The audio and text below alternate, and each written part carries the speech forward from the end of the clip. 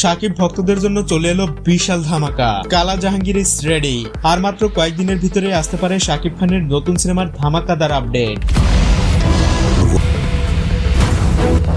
বিশ্বস্ত একটি গণমাধ্যম থেকে এমনটাই জানা গেছে, শাকিব খানের নতুন আপডেটের জন্য অপেক্ষায় থাকে লক্ষ কোটি ভক্ত অনুরাগী।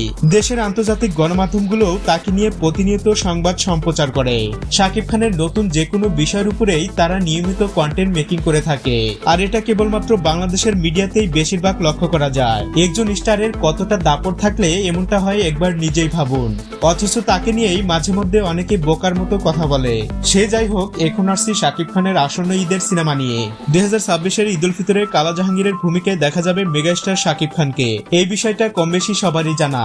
ছবিটি আলোচনায় আসার পর থেকেই এ নিয়ে দর্শকদের চাহিদাও তুমুল, কারণ বাস্তব চিত্র প্রদর্শন করা হবে এই ছবির মাধ্যমে।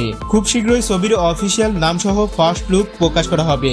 আগামী মাসে শাকিব খানের দেশে ফেরার পরেই ছবিটির প্রথম ঝলক সামনে নিয়ে আসার কথা চলছে। প্রথমে ছবিটির নাম বড় হওয়ায় এ নিয়ে দর্শকদের অভিযোগ ছিল। পরবর্তীতে এটা পরিবর্তন করার কথা জানিয়েছেন পরিচালক আবু হায়াত মাহমুদ।